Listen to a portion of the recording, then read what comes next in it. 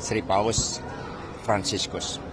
Dan selanjutnya berkaitan dengan persidangan ini, nampak bagaimana ini betul-betul suatu daur ulang terhadap suatu proses pengadilan yang telah memiliki kekuatan hukum tetap dan kemudian diproses kembali segala sesuatunya dari awal. Padahal di dalam putusan pengadilan tersebut terhadap terdakwa Wahyu Setiawan, Saiful Bakri dan juga Agustian Tio, itu semua sudah jelas fakta-fakta hukumnya. Dan tapi demi menghormati seluruh proses, kita melihat bahwa banyak hal yang kemudian harus diputar kembali. Dan apa yang dijanjikan oleh KPK adanya fakta-fakta baru sampai hari ini tidak pernah terungkap, yang membuat proses ini harus diulangi kembali. Nah, untuk itu selanjutnya kepada penasihat hukum kami persilahkan.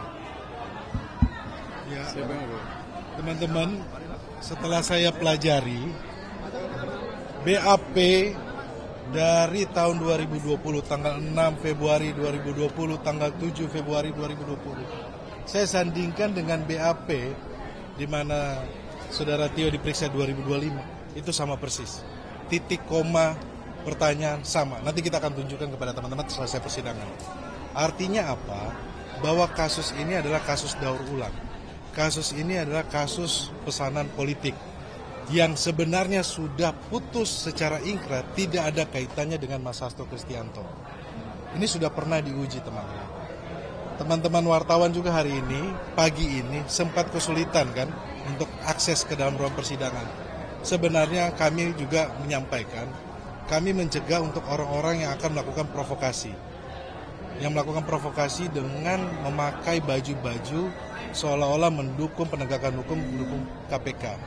Teman-teman bisa melihat, di depan masih banyak massa bayaran yang mendemo untuk meminta Pak Sekjen PDI Perjuangan untuk segera ditangkap. Ini artinya apa? Kasus ini adalah kasus politik dengan dalil penegakan hukum korupsi. Jadi ini adalah kasus politik yang dipaksakan, yang terbukti bahwa banyak yang punya kepentingan sehingga harus membayar pendemo, harus membayar massa atau orang-orang yang mohon maaf tidak mengerti apa persidangan ini, juga pun tidak mengerti.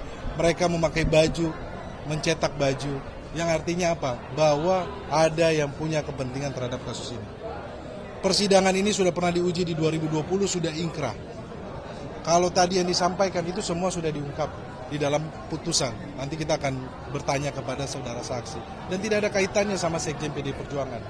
Sampai persidangan hari ini, sudah terbukti bahwa aliran uang dana untuk operasional atau yang kita sebut dengan uang suap untuk Wahyu Setiawan itu bukan dari Sekjen PDI Perjuangan Mas Hasto Kristianto.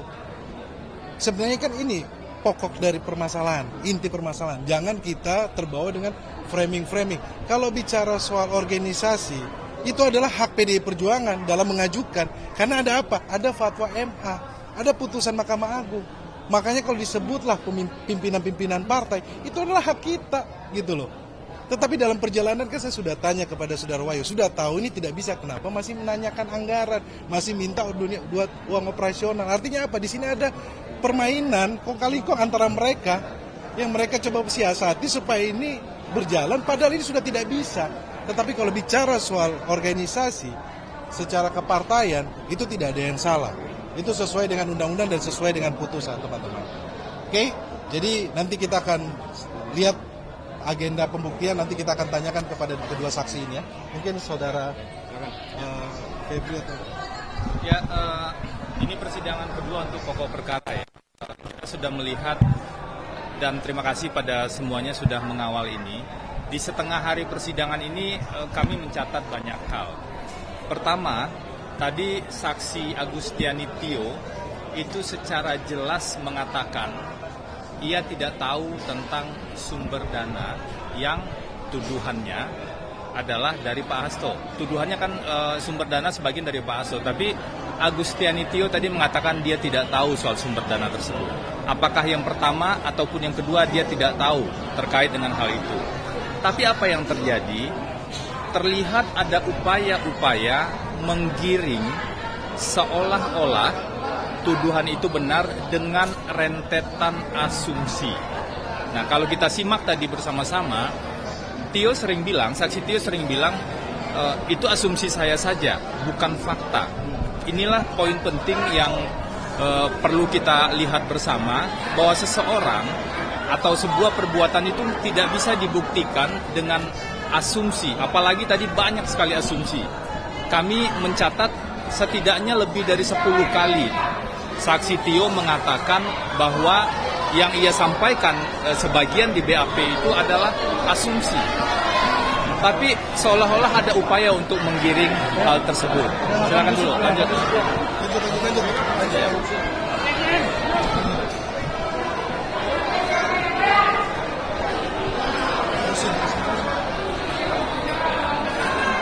Kita lanjut ya. Jadi tadi kami mencatat banyak sekali saksi Tio mengatakan ini adalah asumsi, ini adalah asumsi, ini adalah asumsi. Hal itu berarti bahwa ada upaya-upaya untuk mengkonstruksikan atau membangun sedemikian rupa seolah-olah rentetan asumsi tersebut kemudian digiring menjadi fakta, dan itu tidak boleh. Makanya kami akan terus memperdalam. Kalau di keterangan saksi Wahyu kemarin kan kelihatan mana fakta, mana asumsi.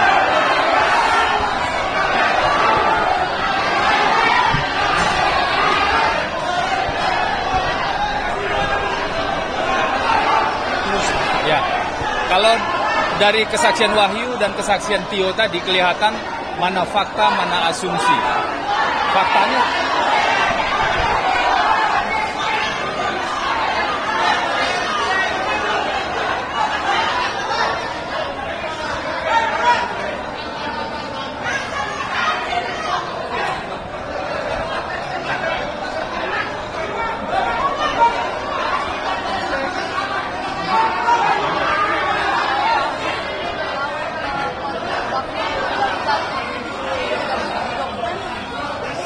mestinya boleh. Jadi kalau buat saya sih, satu hal yang perlu kita catat, keterangan dari saksi kemarin, Wahyu maupun saksi hari ini kan tentang perbuatan obstruction of justice, ya. Tidak pernah ada buktinya apapun. Itu satu, ya. Saya kira kemarin 2 orang saksi itu, ketika kami tanya apa pengetahuan mereka, meskipun mereka diperiksa terkait dengan obstruction of justice, mereka nggak tahu apa-apa. Ini hari ini saya kira Ibu Tio juga sudah ditanya mengenai obstruction of justice, juga dia nggak tahu. Artinya apa? Paling tidak sekarang ini pihak KPK tidak bisa membuktikan dari 3 orang saksi mengenai dakwaan pertama. Kemudian yang kedua, saya lanjutkan apa yang diterangkan oleh Febri tadi. Ini mengenai urusan surat dakwaan kedua dan juga alternatif dari dakwaan ke-1, yaitu terkait dengan suap.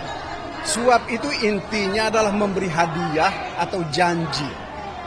Dari ketiga saksi yang sudah diperiksa, tidak pernah ada satupun saksi ini yang mengatakan bahwa hadiah atau janji itu dari Pak Hasto.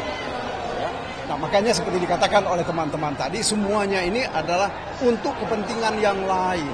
Ya. Didaur ulang perkara ini bukan untuk kepentingan penegakan hukum. Tetapi kami lebih menduga ini adalah sebagai tindakan mencoba melemahkan partai, terutama dengan menyingkirkan Mas Hasto. Karena dianggap Mas Hasto ini kan adalah motor dari partai. Jadi sekali lagi, nanti kita bisa dengar keterangan dari Doni. Apakah memang ada perintah dari Mas Hasto terkait dengan hadiah atau janji itu? Karena intinya dari suap itu adalah memberi hadiah atau janji. Kalau ini tidak bisa dibuktikan atau tidak ada buktinya, tidak bisa disampaikan, tidak diketahui oleh saksi, maka mestinya hakim berani untuk memutuskan nanti bahwa dakwaan itu tidak terbukti. begitu juga dengan dakwaan obstruction of justice. Tentu nanti kita akan tanya kepada Doni. Saya kira itu yang sekedar tambahan dari saya. Jadi ini perlu dipisahkan ya teman-teman. Kalau terkait dengan dakwaan suap, itu perlu dipisahkan. Satu, tentang surat dari pengajuan judicial review, kemudian fatwa Mahkamah Agung, dengan surat DPP PDIP ke KPU, itu satu hal. Itu hak konstitusional partai, dan siapapun sebenarnya bisa mengajukan judicial review. Dan sekaligus ini penegasan, karena tadi JPU sempat bertanya, bukankah seharusnya pengajuan ke MK? Itu keliru. Kenapa keliru? Karena yang di judicial review, yang diuji adalah peraturan KPU, peraturan di bawah undang-undang. Itu memang tempat pengujiannya adalah di Mahkamah Agung. Sehingga kalau Mahkamah Agung sudah memutuskan, ada putusan nomor 57, putusan judicial review, harusnya KPU patuh dengan hal tersebut dan melaksanakannya. Kalau KPU patuh melaksanakan putusan MA, nggak ada kejadian seperti ini. Itu peristiwa pertama yang harus dipisahkan dengan peristiwa kedua. Ada gerakan lain yang terlihat, yang kemudian ada transaksi biaya operasional. Kenapa ini harus dipisahkan? Karena kita lihat betul, Wahyu kemarin mengatakan di kesaksiannya, sebenarnya menurut dia sejak awal itu tidak mungkin dilakukan, menurut Wahyu. Tapi dari fakta tadi, dari komunikasi dengan Tio, dari WhatsApp dan lain-lain, sebenarnya Wahyu masih mencoba untuk tawar-menawar tentang biaya operasional dan seolah-olah masih memberi celah bahwa ini masih mungkin diurus. Artinya, kami menduga Wahyu menyalahgunakan situasi ini untuk kepentingan pribadinya. Padahal situasinya seharusnya sederhana saja, kalau KPU patuh dengan putusan Mahkamah Agung dan patuh dengan fatwa Mahkamah Agung, tidak akan ada tindak pidana ini. Jadi perlu kita lihat kembali ke sana. Mungkin itu dulu ya, nanti kita harus lanjut sidang siang lagi. Terima kasih.